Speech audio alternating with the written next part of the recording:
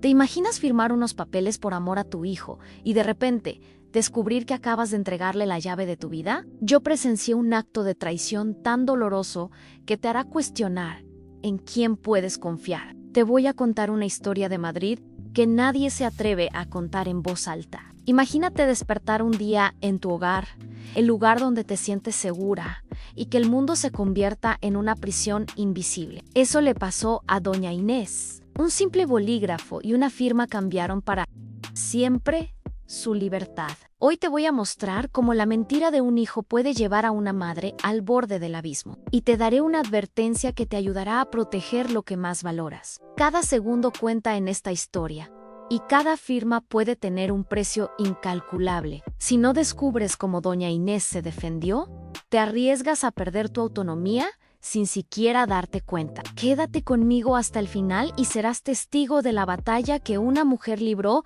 para desmantelar la traición de su propio hijo. A mí, llamo Inés Valverde y tengo 75 años. Vivo sola por decisión propia en un piso antiguo en el barrio de Chamberí, en Madrid. Es de esos apartamentos con suelos que crujen con cada paso y techos altos que huelen a historia. Mi vida siempre fue muy ordenada: desayuno a las 7, paseo por el Retiro y por las tardes una partida de cartas con mis amigas Teresa y Begoña.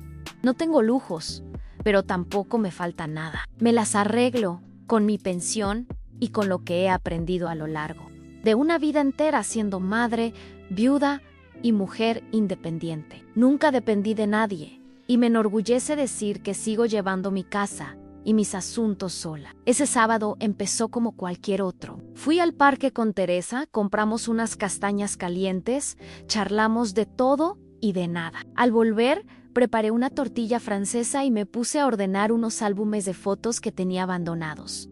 Estaba en eso cuando sonó el timbre. Era Javier, mi hijo. No suele venir sin avisar, y mucho menos un sábado a esa hora. Tenía la cara tensa, el ceño fruncido y una carpeta negra bajo el brazo. Me dio un par de besos apresurados y soltó: mamá, esto es urgente.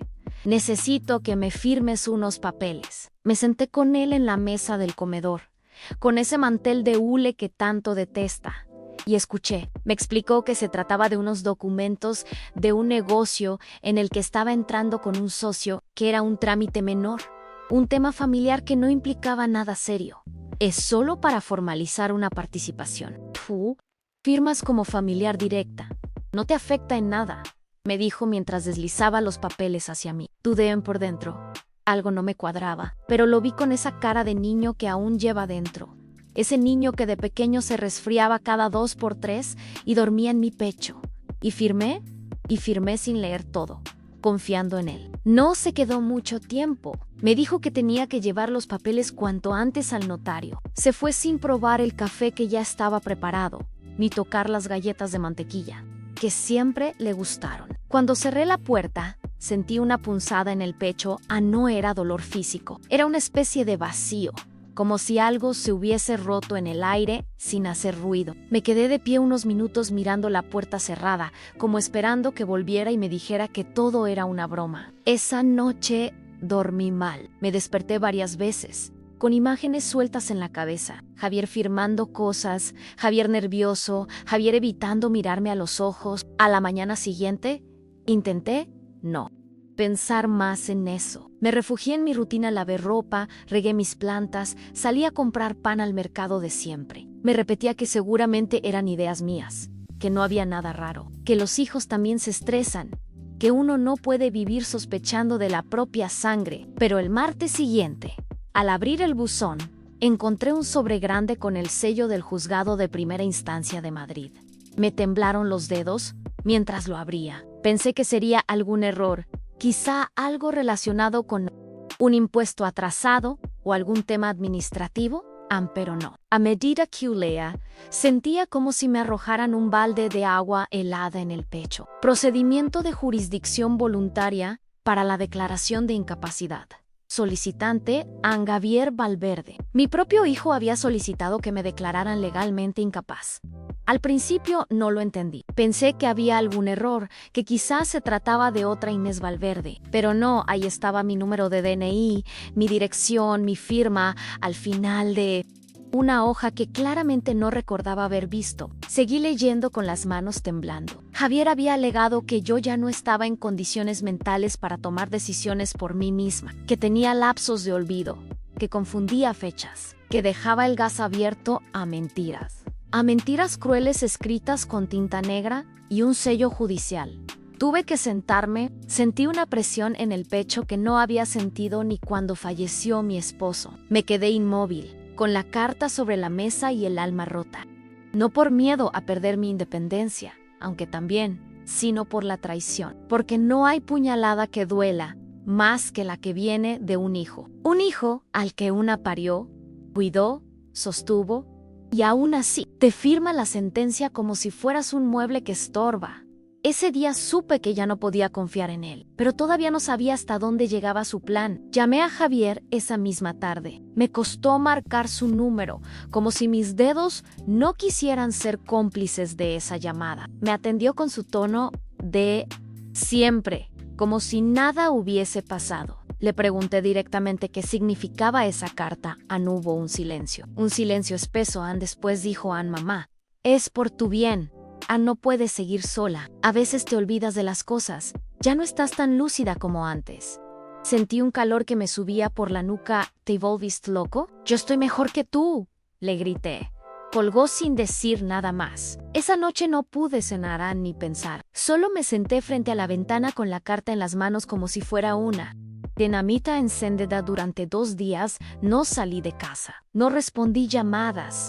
No abrí las persianas. Solo leía y releía esa carta, buscando un punto débil, una forma de demostrar que aquello no podía sostenerse. Hasta que me acordé de alguien, Teresa, mi compañera de caminatas, pero también exabogada especializada en derecho civil. Había ejercido durante 40 años antes de jubilarse, y aunque ahora prefería las plantas a los tribunales, sabía que si alguien podía ayudarme a entender qué hacer, era ella. La llamé y le conté todo entre lágrimas, sin intentar disimular nada. Al día siguiente, vino a casa con una carpeta y una mirada que no había visto en ella desde hacía años. Esto es grave, Inesa, muy grave, pero no estás sola, me dijo. Empezamos a revisar los documentos que firmé. Al parecer, entre los papeles que Javier me hizo firmar, estaba una solicitud legal de incapacitación basada en informes médicos falsos, firmados por un tal doctor Hernando López,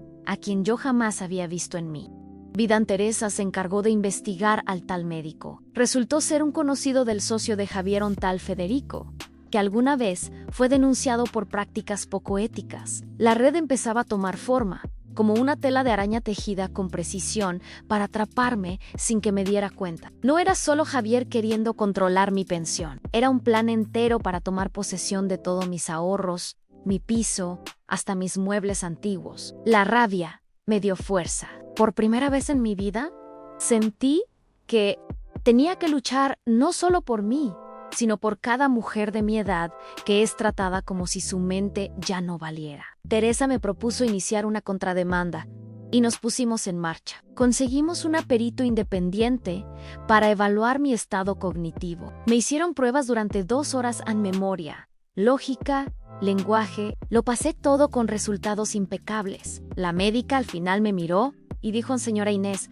usted está más lúcida que muchos de 40. Presentamos los informes al juzgado, junto con una denuncia formal por falsificación de documentos. Teresa preparó todo con meticulosidad quirúrgica. Cada papel, cada testimonio, cada fecha. Yo escribí una carta al juez contando mi versión, con mis palabras, sin adornos, solo verdad. Esa verdad que quema en la garganta, pero libera. Cuando firmé la última hoja, sentí algo dentro de mí que no sentía desde que me quedé viuda en poder. Los días siguientes fueron de espera, pero también de preparación. Teresa me advirtió que Javier podía responder con más mentiras, y así fue. Alegó que yo estaba siendo manipulada por mi amiga, que mi comportamiento errático confirmaba la necesidad de tutela. Incluso presentó fotos mías sacadas sin permiso, donde salía despeinada, como si eso probara demencia. Fue entonces cuando supe que mi hijo ya no era el niño que crié. Era un hombre capaz de destruirme para salvarse a sí mismo.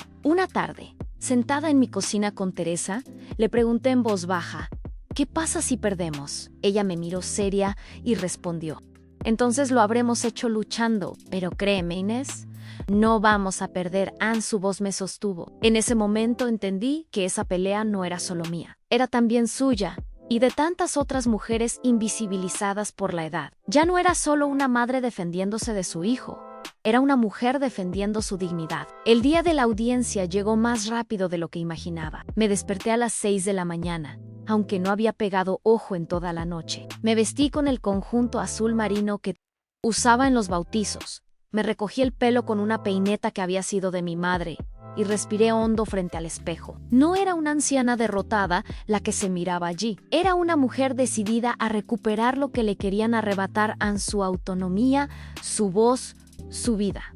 Teresa pasó por mí a las 7:30. Me llevó en coche hasta los juzgados, en silencio, pero con su mano sobre la mía. Cuando entramos en la sala, vi a Javier sentado con su abogado. Evitó mirarme. Tenía el rostro tenso, los labios apretados y una carpeta gruesa entre las manos. Yo me senté al otro lado con Teresa. El juez era un hombre joven, de unos 40, con cara de no estar del todo cómodo con el caso. Supongo que no es fácil ver a una madre enfrentarse a su hijo, pero ese día no había familia. No había lazo de sangre, solo había una verdad y muchas mentiras sobre la mesa. El juez comenzó leyendo el expediente. Luego me pidió que hablara. Me levanté con las piernas temblorosas, pero con la voz firme. Conté cómo Javier me había engañado para firmar los papeles, como me enteré por la carta, como nunca tuve lapsos de memoria ni señales de deterioro cognitivo. Hablé de mi rutina, de mis actividades, de mis amigas, de los resultados de la evaluación médica. Demostré la carta firmada por la perito independiente. Cada palabra era una piedra que colocaba en el puente de regreso a mi libertad. Después habló Teresa, con esa calma de quien ha pasado años en estrados y sabe exactamente qué decir. Mostró los vínculos entre el doctor falso y el socio de Javier, explicó los antecedentes, presentó las pruebas de la falsificación. El juez escuchaba con atención. Incluso tomaba notas. Yo miraba de reojo a Javier. Tenía los ojos clavados en el suelo, como si de repente se diera cuenta de la magnitud de lo que había hecho. Cuando fue su turno de hablar, Javier dijo que solo quería protegerme, que estaba preocupado por mi salud mental, que había notado cambios en mi comportamiento, como olvidos o confusión, que su intención nunca fue perjudicarme. Lo escuché sin pestañear. Hubo un momento en que su voz se quebró, como si quisiera hacerme sentir culpa por defenderme, pero no caí. Ese día ya no era su madre indulgente, era una ciudadana con derechos. El juez suspendió la audiencia para deliberar. Dijo que el fallo se comunicaría por correo en unos días. Salimos de allí agotadas. Teresa me llevó a tomar un café en una terraza frente al Retiro. Yo no hablaba, solo miraba a la gente pasar, sintiéndome como alguien que acaba de sobrevivir a un terremoto. No sabía si había ganado o perdido, solo sabía que había dicho la verdad. Y eso, en sí mismo, ya era una victoria. Esa noche, al volver a casa, encendí la radio, preparé una infusión y me senté en mi sillón favorito. Tenía las piernas hinchadas y la cabeza llena de voces, pero dentro de mí había algo que no sentía hace tiempo, una especie de orgullo. No por haber enfrentado a mi hijo, sino por no haberme callado, por no dejado que otros decidieran por mí, por haber dicho basta cuando todos esperaban que agachara la cabeza. 3 días después llegó la carta del juzgado. La abrí sola, con las manos frías. El fallo era claro. El proceso de incapacitación quedaba anulado por falta de fundamentos. Se reconocía que mi estado cognitivo era totalmente apto y se remitía la denuncia contra Javier a otra instancia por posible falsificación de documentos. Me quedé inmóvil, con la carta en el regazo, y una lágrima me cayó. Sin permiso, no era tristeza. Era una mezcla de alivio, decepción y algo parecido a justicia. No llamé a Javier. Tampoco respondió ningún mensaje. Durante semanas no supe nada de él. No fui yo quien se alejó, fue él quien, al ver que no pudo controlar mi vida, desapareció. No le deseé mal, pero tampoco deseé su regreso. Una parte de mí, muy dentro, todavía quería entender por qué. ¿Por qué un hijo puede preferir quedarse con los bienes de su madre antes que con su presencia? Pero aprendí que hay preguntas que Anko y Dulen no merecen respuesta. Teresa me insistió en que iniciáramos una demanda penal por falsificación. Me dijo que tenía base suficiente, que incluso podría terminar en una condena. Pero yo no estaba segura. Quería justicia, sí, pero ¿venganza? No. A lo que me habían arrebatado ya lo había recuperado con dignidad. Lo que él había perdido, en cambio, no se repara en tribunales. Era la confianza de una madre, el vínculo que una vez tuvimos y que él había destruido por ambición. Sin embargo, acepté que siguiera adelante con el proceso, más por principios que por rabia. No podía permitir que lo que me pasó se repitiera con otra mujer, otra madre, otra anciana a la que le digan que ya no está en condiciones solo porque molesta. Di mi testimonio en la comisaría con voz firme, y al salir, respiré hondo.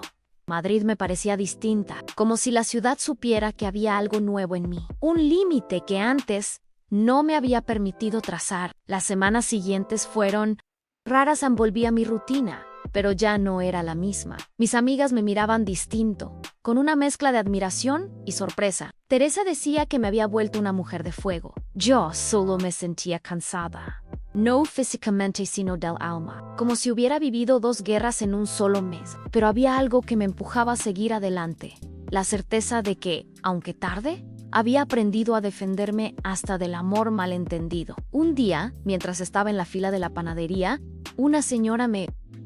Usted es la que salió en el boletín del juzgado, ¿verdad? Lo que hizo fue muy valiente. Me sonrojé. No sabía que mi historia se había comentado fuera de mi círculo, pero sí, aparentemente, se había convertido en una especie de ejemplo. Una señora de 75 años, enfrentándose a su propio hijo en los tribunales. Una historia que no se cuenta todos los días, pero que debería. Esa tarde, decidí escribir todo lo que había pasado. Empecé con las fechas, los hechos, los documentos, los nombres.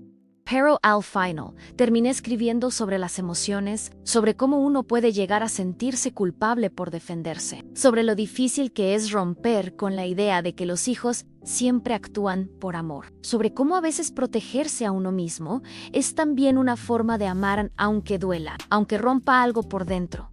No volví a ver a Javier. Sé que el juicio por falsificación sigue su curso. Teresa me mantiene informada, pero yo ya no le doy espacio en mi día a día. Aprendí a vivir sin esperar una llamada suya. Aprendí a dejar de justificar lo injustificable, porque el amor no es ciego. El amor que te ciega, te destruye.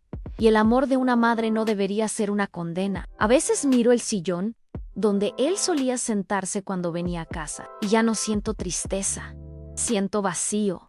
Sí, pero también alivio, porque ese sillón ya no es un altar para la nostalgia. Es solo un mueble más, como los vínculos que uno deja de alimentar cuando descubre que no lo nutren, sino que lo desgastan. Teresa me sugirió que saliera más, que no me encerrara en casa con mis pensamientos.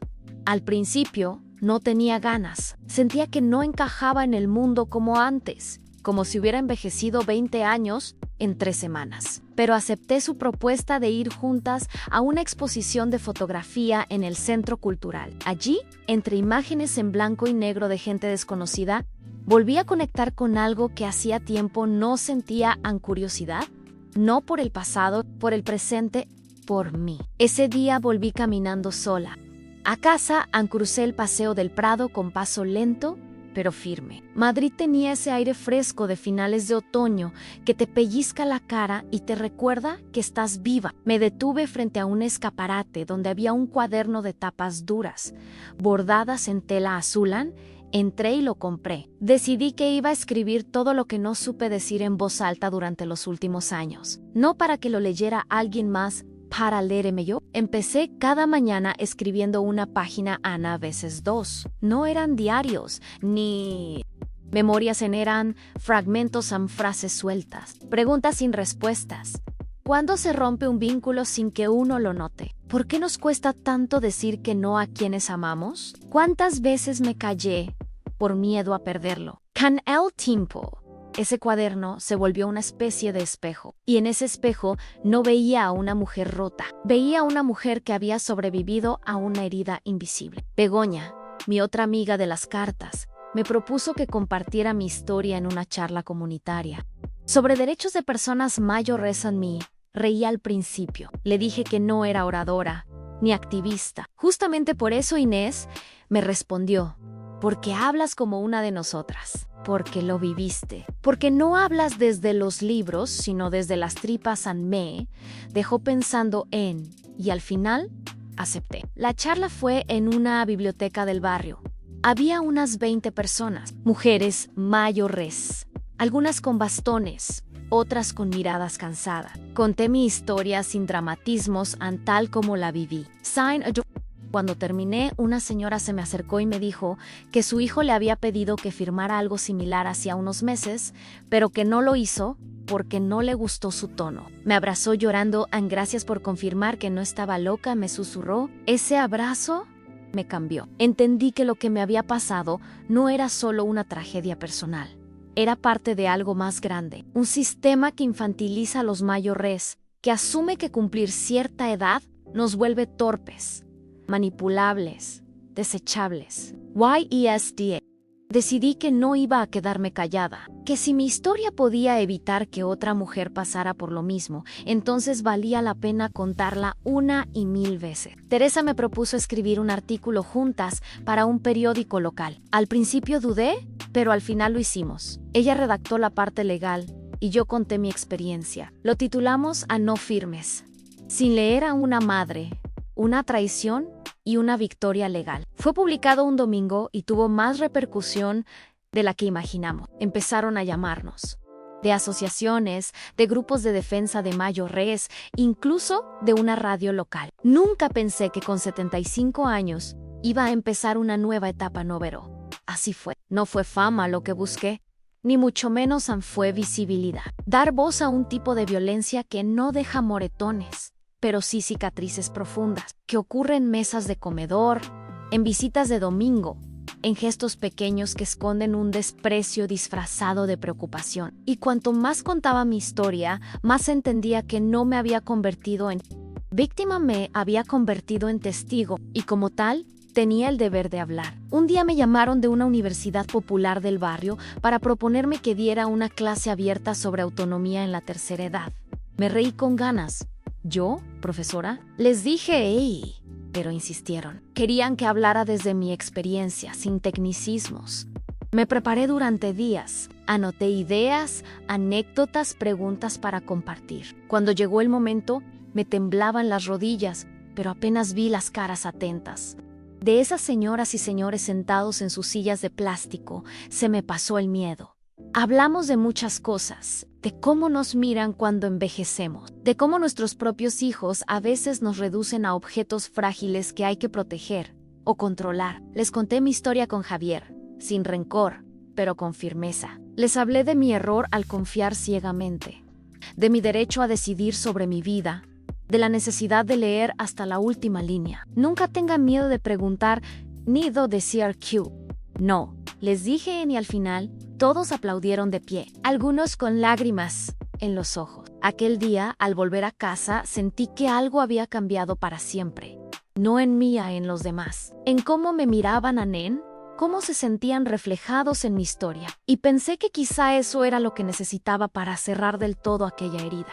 No la venganza, ni siquiera la justicia legal, sino la certeza de que lo que viví sirvió para algo, que el dolor no fue en vano, que, a pesar de todo, seguía teniendo algo valioso para ofrecer al mundo. El proceso penal contra Javier siguió su curso. Recibí una citación para declarar como testigo en la audiencia preliminar.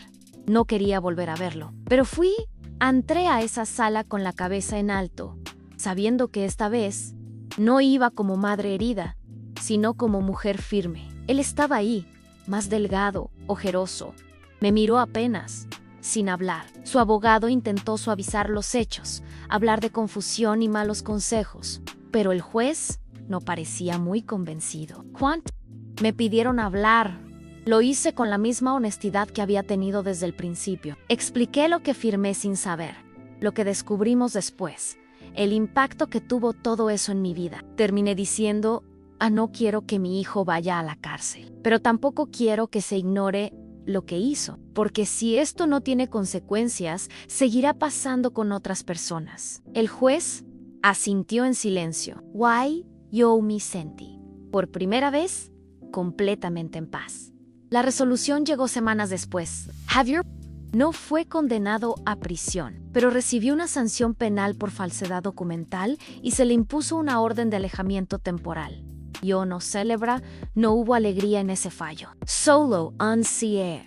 Un punto final, un límite claro. A veces el amor exige distancia, y a veces la justicia no sana poros y ordina. Y eso también vale Ann. Desde entonces, no supe más de él. Sé por conocidos que se fue a vivir a otra ciudad, que intenta rehacer su vida. No lo odio, Ann, pero ya no lo espero.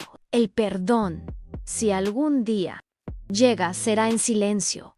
Y no para él, sino para mí, para no cargar con esa culpa ajena que no me pertenece. Aprendí que protegerme no me hace egoísta.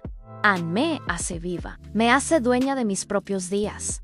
Hoy sigo viviendo en el mismo piso de Chambery. Mis plantas florecen, mis amigas me visitan y sigo escribiendo en mi cuaderno de tapas azules. A veces, mientras riego los geranios del balcón, pienso en todo lo que pasó, Ann, y me asombro, porque en medio del golpe más duro, encontré una nueva versión de mí misma, una que no imaginaba, una que no pide permiso para existir. Una mañana de primavera, mientras tomaba café en la terraza del bar de la esquina, escuché a dos señoras mayores hablando sobre los papeles que les hacen firmar los hijos. Una de ellas dijo, Ann, yo ya no firmo nada sin que me lo lea mi nieta abogada.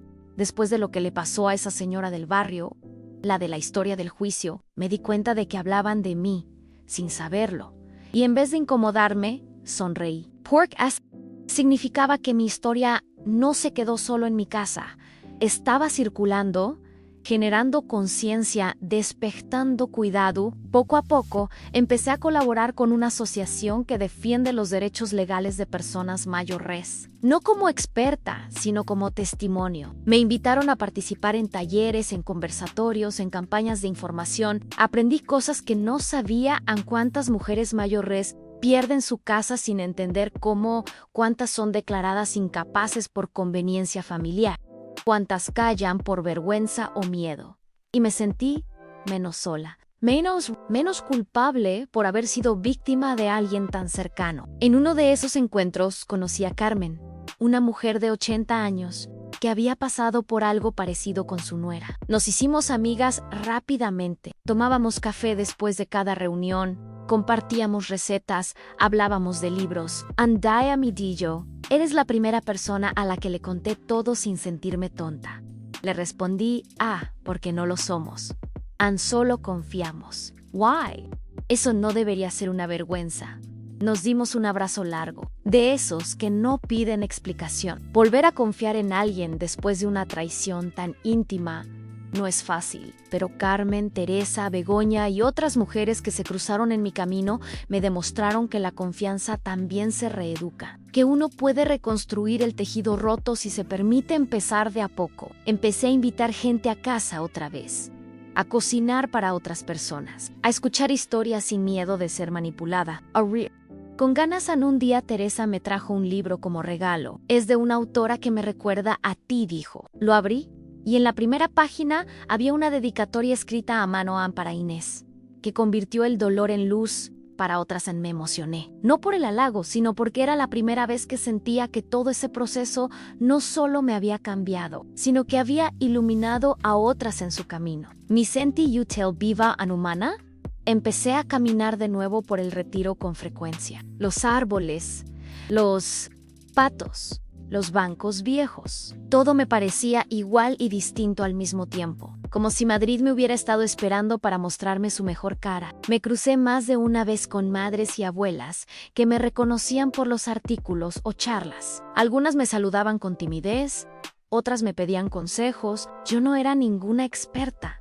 pero ya había vivido lo suficiente como para saber qué frases curan y cuáles duelen. Una tarde, mientras le daba pan a los gorriones, se me acercó una niña pequeña que me preguntó si yo era la señora de la radio. Le dije que sí, sorprendida.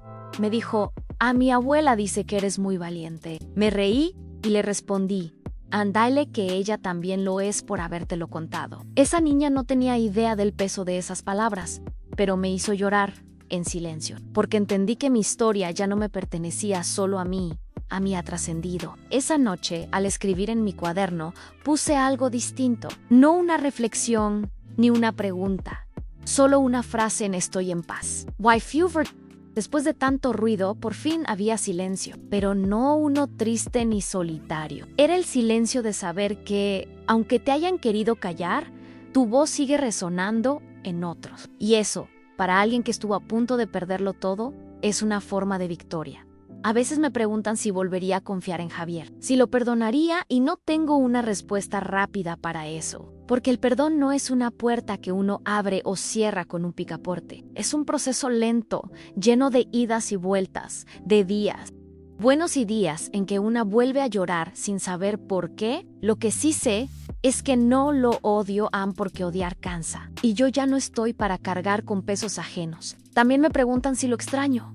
Y sería mentira decir que no.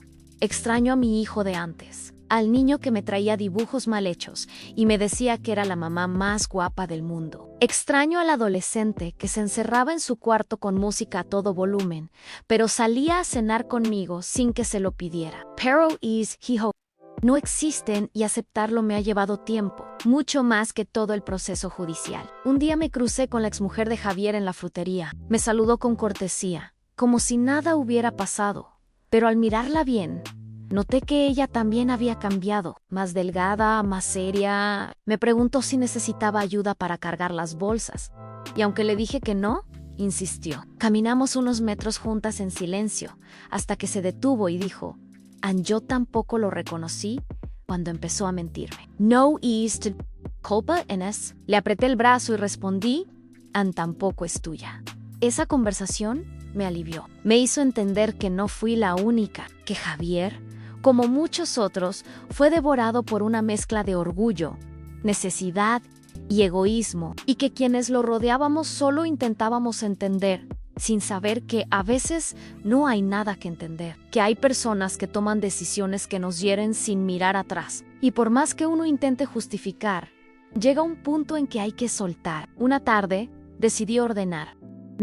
Revisé carpetas antiguas, recibos, documentos del juicio, y entre ellos encontré una carta que nunca envié. La había escrito para Javier.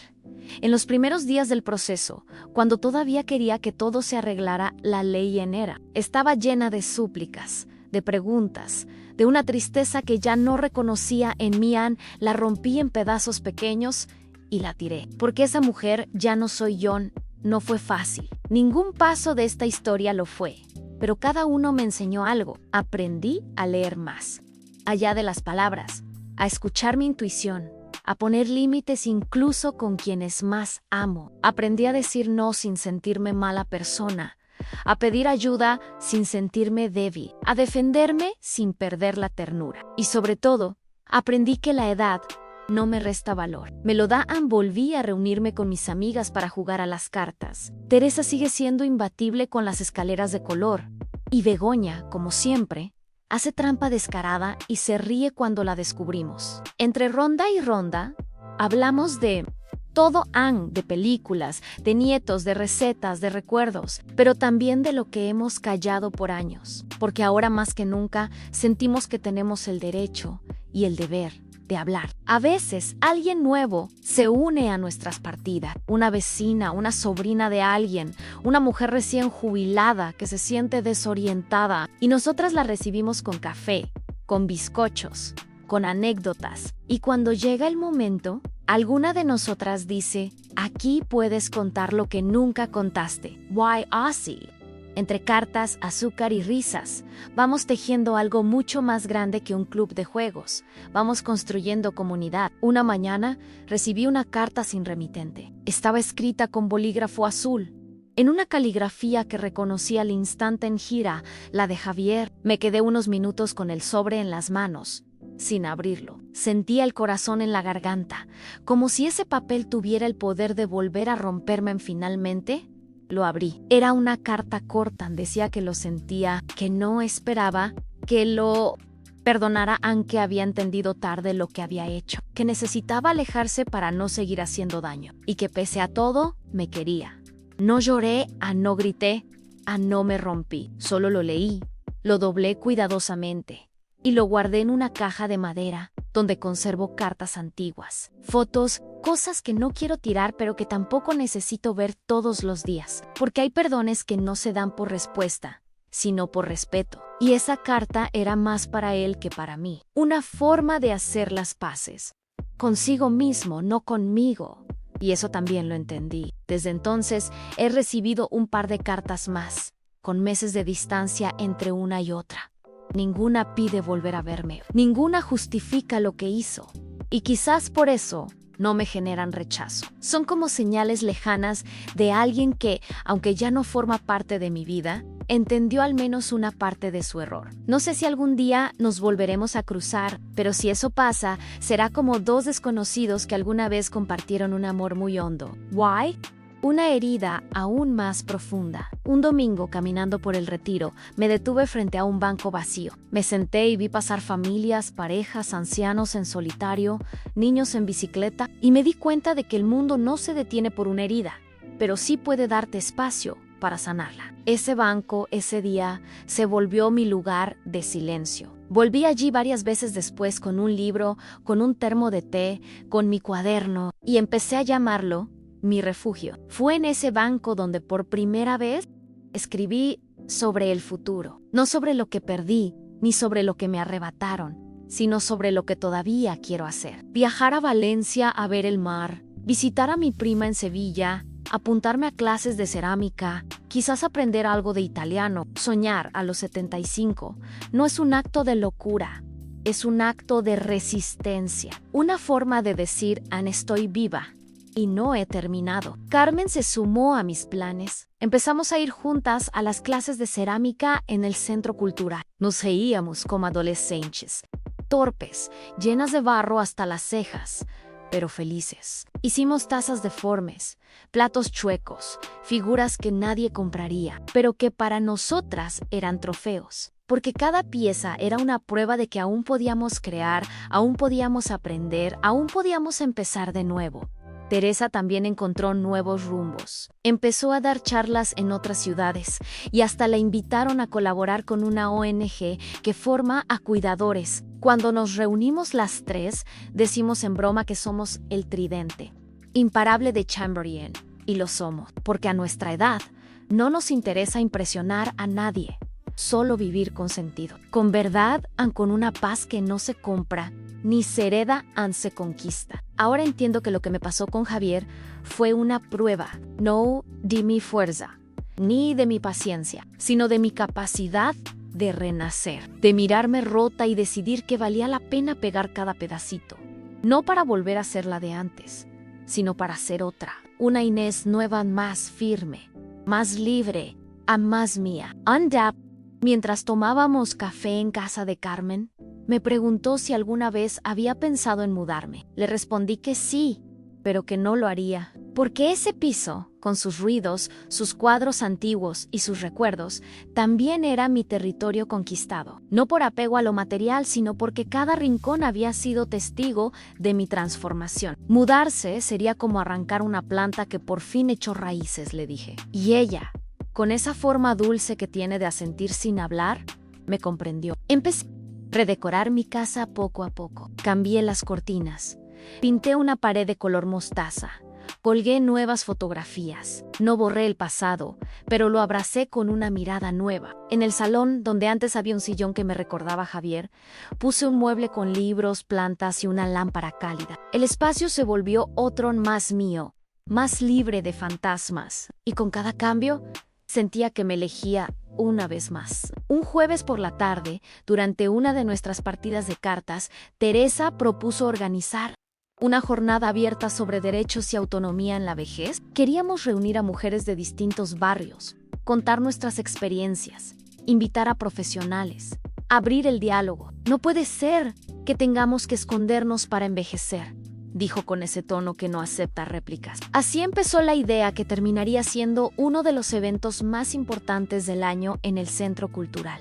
Durante semanas trabajamos sin parar. Gestionamos el espacio, imprimimos folletos, convocamos a asociaciones y preparamos nuestras intervenciones. Yo iba a abrir el evento con una charla titulada Anne, cuando la edad no te quita la voz. El día anterior no pude dormir, no por nervios, sino por emoción. Era la primera vez que iba a hablarle a tanta gente, no como víctima, ni siquiera como testigo, sino como protagonista de mi propia historia. La sala estaba llena. Más de 70 personas, muchas de ellas mujeres mayores, pero también jóvenes, estudiantes, hijos e hijas. Había emoción en el aire. Cuando subí al estrado, sentí un silencio respetuoso que me dio fuerza. Hablé con calma sin leer nada. Conté mi historia desde el inicio, sin adornos ni dramatismos, pero con toda la verdad. Cada palabra me salía del pecho, como si la hubiera estado guardando durante años. Hubo momentos de lágrimas y de risas también. Cuando terminé, hubo un aplauso largo, cálido, sincero. Se me acercaron muchas personas a agradecerme. Algunas me contaron sus propias historias. Otras solo me abrazaron. Y en cada mirada, en cada gesto, entendí algo profundo en que compartir no solo alivia, también transforma. Que mi dolor se había vuelto herramienta, que mi voz, por fin, había encontrado su sitio. En los días siguientes, recibimos mensajes de todo tipo, propuestas de colaboración, invitaciones a otras charlas, incluso notas en medios locales, pero lo que más nos conmovió fue una carta escrita a mano por una mujer de 82 años que decía: gracias a ustedes, cancelé la cita que tenía para firmar un poder que no entendía.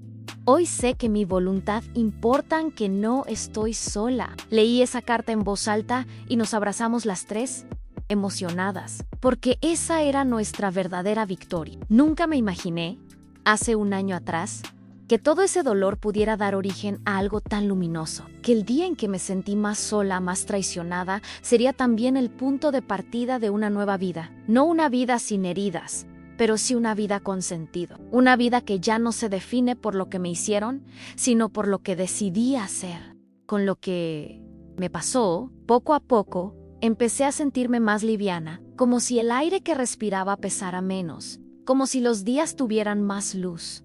No era felicidad constante, ni euforia. Era otra cosa, una serenidad nueva, ganada con esfuerzo. Me levantaba con ganas de salir, de caminar, de cocinar recetas olvidadas. Me reencontré con la Inés que una vez fui, pero también descubrí a otra Han más sabia, más intuitiva, más valiente. Un domingo decidí invitar a comer a mis sobrinos. Hacía tiempo que no los veía. No quería hablar de Javier, ni del juicio ni del pasado.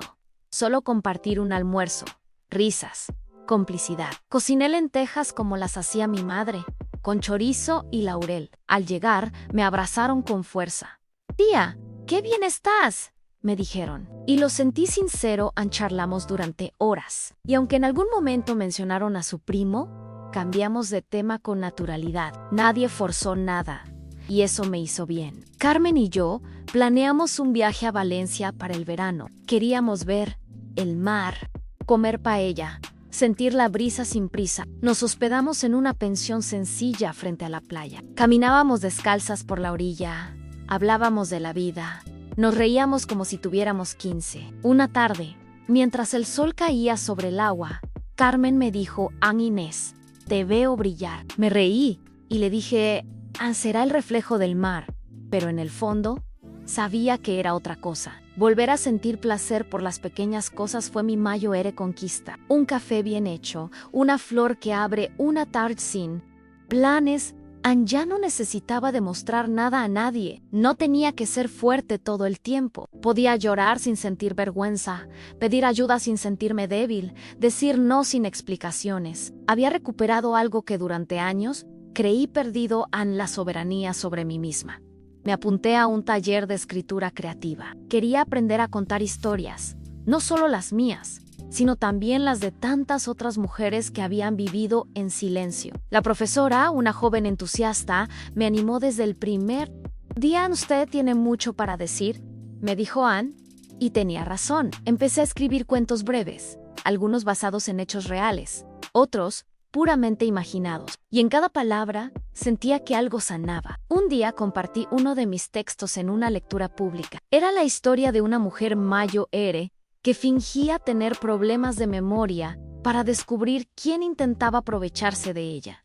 Al terminar de leer, hubo un silencio largo, y luego, aplausos. Me temblaban las manos, pero no de miedo. ¿Emocionan? De ese tipo de emoción que solo se siente cuando uno se permite ser vista, completa, sin máscaras. Carmen me abrazó fuerte esa noche. Lo lograste, Inés, me susurró, y entendí que no se refería al cuento, se refería a todo. A haber salido del pozo sin perderme, a haber convertido el golpe en impulso, a haber sobrevivido sin endurecerme por dentro, a seguir confiando, a seguir compartiendo, a seguir abriendo las puertas, incluso después de que una de ellas me aplastara los dedos. Cada vez que me siento a escribir, no lo hago para exorcizar el pasado, sino para celebrar el presente, para dejar huella, para que si algún día alguien lee mis palabras, sepa que hay salida, que incluso cuando te quieren borrar, puedes volver a escribirte.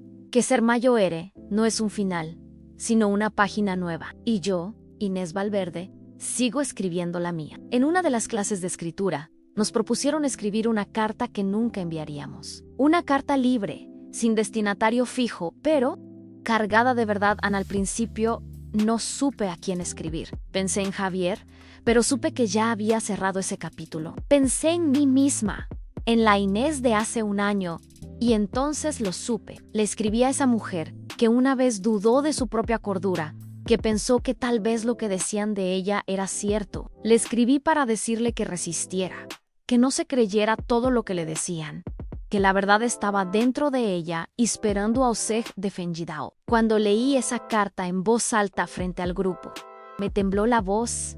Algunas compañeras lloraron, no por mí, sino por ellas, porque cada una tenía su propia carta no escrita, su propio silencio arrastrado durante años. Y entendí que, al contar lo mío, les daba permiso para contar lo suyo. Que el dolor compartido no se multiplica, se reparte. Y al repartirse, se hace más llevadero. Empezamos a reunirnos fuera de las clases. Formamos un pequeño grupo de mujeres mayores que escriben, leen y se acompañan. Nos llamamos las imparables. No is un nombre oficial, pero es el que nos hace reír y sentirnos poderosa. Una de nosotras está escribiendo sobre su divorcio a los 70, otra sobre cómo fue criada en silencio por una madre que nunca la abrazó. Todas historias reales, todas distintas, pero unidas por un mismo deseo, no Keller más. Un día, durante una de esas reuniones, nos preguntamos si alguna vez habíamos sentido miedo de envejecer. Todas dijimos que sí, pero también coincidimos en algo, en que lo que más miedo nos daba no era la vejez en sí, sino la invisibilidad, la idea de volverse irrelevantes, de que nuestras decisiones ya no importaran. Por eso escribíamos, por eso hablábamos, porque mientras alguien te escuche, sigues existiendo. Mi cuaderno azul de tapas bordadas ya está lleno, lo guardo con cariño en el cajón de mi mesa de noche. Allí están mis reflexiones, mis rabias, mis logros, mis derrotas. Lo abrí hace meses con una pregunta: ¿por qué me pasó esto? Y lo cerré con una respuesta para volver a mí. No soy la misma mujer que firmó aquellos papeles sin saber. Tampoco soy la misma que lloró frente al juez. Soy una mujer que se reconstruyó con cada palabra. Begoña nos propuso hacer una muestra de relatos en el Centro Cultural, para que la gente escuche lo que las viejas tenemos que decir, dijo con esa forma frontal y graciosa que la caracteriza. Nos entusiasmamos todos. Preparamos textos, imprimimos copias, organizamos una lectura abierta, invitamos a vecinos, familiares, estudiantes. Few anda. Precioso, no había risas, emoción, abrazos largos y sobre todo, había escucha. Esa noche al volver a casa, encendí la radio, preparé una infusión y me senté frente a la ventana. Afuera llovía suave. Pensé en todas las versiones de mí misma que fui dejando atrás como pieles viejas, en la madre que aguantó en silencio, en la viuda que no supo pedir ayuda, en la mujer que una vez se sintió pequeña frente a un tribunal y me abracé, por dentro, a la Inés que ahora soy. No perfecta, pero completa. A veces, cuando me despierto, siento que tengo 30 años por dentro. No por el cuerpo, ese ya se queja con cada escalón, sino por las ganas, por la ilusión renovada, por esa sensación de tener todavía caminos por recorrer.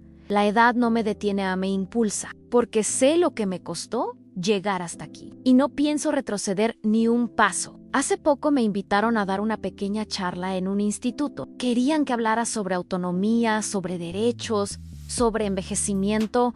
Al principio, dudé.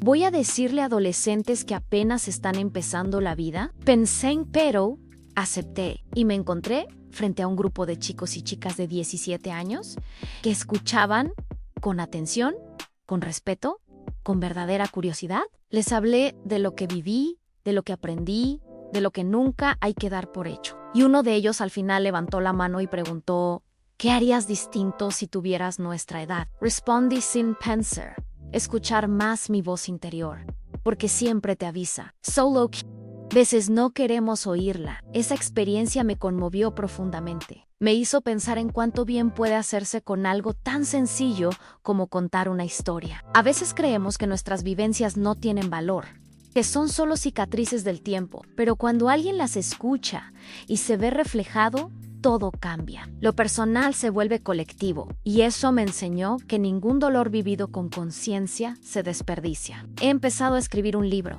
No sé si lo publicaré algún día. No me importa. Lo hago para dejar un testimonio, para mi sobrina, para sus hijos, para quien quiera leer algún día sobre una mujer que estuvo a punto de perderlo todo y que, sin embargo, eligió reconstruirse desde el fondo. No con odio, sino con dignidad. No con gritos, sino con presencia. Y cada página que escribo es como plantar una semilla. No sé si florecerá, pero al menos sabrá que fue sembrada. Los domingos sigo yendo a El Retiro, siempre al mismo banco, el que se volvió mi refugio. A veces llevo un libro, otras solo observo. Veo a las parejas discutir por tonterías, a los niños perseguir palomas, a las ancianas caminar solas como yo, con la cabeza en alto. Me siento parte de ese paisaje. Ni mejor ni peor, simplemente parte. Y eso, para alguien que una vez se sintió expulsada de su propia vida, ya es mucho. Teresa se ha convertido en algo más que una amiga. Es mi hermana elegida. Hemos compartido tanto en este último año que ya no sé cómo sería mi vida sin sus consejos, sin sus ironías, sin su fuerza silenciosa. Siempre dice que mi historia la inspiró, pero yo sé que fue ella quien me sostuvo cuando no podía más. Y eso no lo olvido nunca, porque las verdaderas aliadas no te salvan, te acompañan a salvarte sola. Carmen también floreció. Está escribiendo poesía. Dice que por fin se animó a ponerle palabras a todo lo que cayó durante décadas. A veces me lee un verso que me deja sin aliento. La digo Q Public, que el mundo necesita mujeres como ella. LSA Rewind Me. Responden, el mundo también necesita mujeres como tú, Inés, que digan las cosas como son, sin adornos, pero con el alma entera. Nos hemos vuelto familia, una que no comparte sangre, pero sí heridas cicatrizadas, risas compartidas y silencios entendidos. Nos cuidamos, nos celebramos, nos empujamos unas a otras a seguir creando, creciendo, caminando. A veces pienso que este lazo que construimos entre nosotras es el verdadero legado que dejaremos. Un ejemplo de que incluso después de una gran caída, se puede volver a levantar con otras manos sosteniéndote. Ahora, cuando me miro al espejo, ya no busco a la mujer que fui ni me lamento por lo que no tengo. Miro a los ojos de quien soy hoy. Una mujer mayo ere, sí, pero también una mujer libre, consciente, despierta. Y eso es lo que quiero que el mundo vea cuando escuche mi historia. No una tragedia, no una víctima, sino una vida que fue rescatada a tiempo. Por mí, con ayuda, sí, pero con decisión propia. Hace unas semanas recibí un mensaje inesperado era de Javier, no una carta manuscrita, como antes. Esta vez, un correo electrónico, corto, directo, sin adornos. Me decía que estaba viviendo en el norte, que había comenzado terapia, que no buscaba reanudar ninguna relación, pero que necesitaba decirme que se había dado cuenta, tarde, sí, de todo el daño que me causó, que no esperaba perdón, pero sí deseaba que yo estuviera bien. Leí el mensaje 3 veces, y luego lo dejé archivado, sin responder, no por rencor, sino porque ya no necesitaba decir nada. La herida que él abrió dejó cicatriz, y con el tiempo, entendí que las cicatrices no son marcas de debilidad, son la prueba de que sobrevivimos, de que algo dolió tanto que nos rompió, pero que también supimos cerrar. Esa es la diferencia entre una herida abierta y una cicatriz anuna, aún sangra, la atra, ya, no, y la mía, por fin, dejó de sangrar. Un sábado por la mañana, me encontré con una vecina en el ascensor. Me preguntó si seguía con mis escritos, si planeaba dar otra.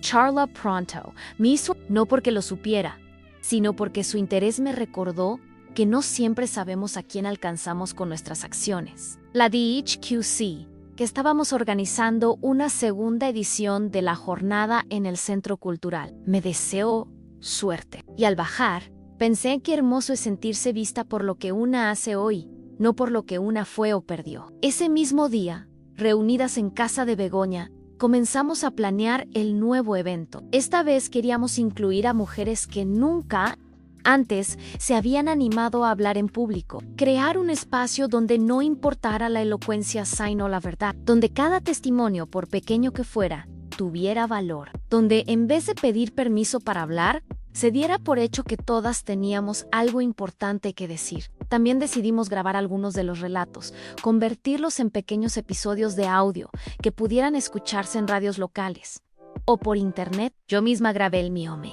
costó. Tuve que parar varias veces para respirar, para que no se quebrara la voz. Pero lo logré. Cuando lo escuché terminado, sentí orgullo, porque allí estaba mi historia, narrada con mi voz, con cada palabra dicha en el momento justo, sin miedo, como una declaración de existencia. Carmen me dijo que cuando lo escuchó en su casa, lloró, no por tristeza, sino porque por fin pudo entenderme más allá de las palabras. Porque una cosa es escuchar a alguien hablarte y otra es escuchar su historia entera contada desde el corazón.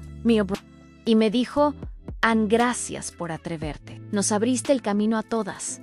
Yo solo atiné a responder en gracias por caminarlo conmigo. Esa noche, al volver a casa, me senté frente a la ventana con una copa de vino tinto. No es algo que haga seguido, pero ese día quise brindar no por el pasado, sino por el presente que construí con mis propias manos, por la libertad que recuperé, por las mujeres que me acompañaron, por la Inés que no se dejó vencer. Miré el cielo de Madrid, con sus luces tímidas entre las nubes, y pensé, estoy bien. Y eso, a esta altura de la vida, es una forma de victoria. Nunca pensé que un día tan oscuro como aquel en que firmé esos papeles sin leer, sería el inicio de mi renacimiento. Pero así fue. A veces el dolor llega como un ladrón, arrasa con todo te idilla bella, y solo entonces te das cuenta de qué está hecho tu corazón. El mío estaba hecho de amor, sí, pero también de coraje, de memoria, de raíces profundas. Y hoy sé que mientras recuerde quién soy, nadie podrá declararme incapaz de vivir mi propia vida. Hoy tengo 76 años y no me siento menos capaz que a los 50. Tal vez camino más despacio. Tal vez olvido algún nombre de vez en cuando, pero mi juicio, mi instinto, mi dignidad siguen intactos. La edad no me volvió frágil a mí, volvió selectiva. Ya no estoy para mendigar afectos ni justificar ausencia. Estoy para vivir con conciencia, para rodearme de quien me nutre, para seguir aprendiendo y compartiendo. Porque si hay algo que entendí en todo este camino, es que nunca es tarde para empezar de nuevo. No me considero una heroína, solo una mujer común que atravesó una situación extraordinaria. Una madre que fue traicionada, sí, pero también una mujer que supo decir basta, que se rodeó de otras, que se reconstruyó con verdad y con paciencia. A veces me preguntan si cambiaría algo de lo que viví, y aunque me cueste decirlo, la respuesta es no, porque todo eso me trajo hasta aquí. Y aquí vale la pena, sigo escribiendo, no todos los días, Pero si cada vez que algo me toca el alma, a veces es una frase que escucho en la calle, una mirada en el metro, una historia que me cuentan. Todo puede ser semilla, porque las palabras tienen eso, brotan donde menos se espera, pero siempre encuentran tierra fértil si nacen de lo vivido. Guay yo he vivido, con errores, con lágrimas, con duelos, pero también con mucha más fuerza de la que creía tener. Cierro este relato con gratitud, no por lo que sufrí, sino por lo que descubrí gracias a eso. Descubrí que tengo voz, que tengo derecho, aunque tengo historia, que mi vida no le pertenece a nadie más que a mí. Y si esto le sirve a alguien que está dudando de su propio valor, de su propia fuerza, solo quiero decirle esto: no te dejes convencer de que tu tiempo ya pasó. Mientras respires, estás a tiempo de volver a ti. Y si algún día alguien te pide que firmes algo por tu bien, que no entiendes, que te hace ruido en el pecho, detente. Pregunta. Exige claridad, porque la confianza es algo que se gana, no se impone, ni siquiera cuando viene de la sangre. Y no hay amor que justifique la manipulación. Nadie tiene derecho a borrarte de tu propia vida. Hoy miro hacia atrás y no siento rencor. Siento respeto por la mujer que fui, por la que lloró en silencio, por la que tembló de miedo y aún así se levantó. Esa Inés merece mi abrazo. Waila di ahora, la que escribe estas líneas maras, porque sigue aquí en firme, lúcida, en viva. Así que si llegaste hasta el final de mi historia, gracias. Gracias por leer, por acompañarme, por escuchar con el corazón. Y si algo de lo que conté se parece a lo que viviste, no calles. Busca ayuda, rodéate de quienes te crean. Defiende tu voz, porque nadie puede arrebatarte tu verdad si no la entregas.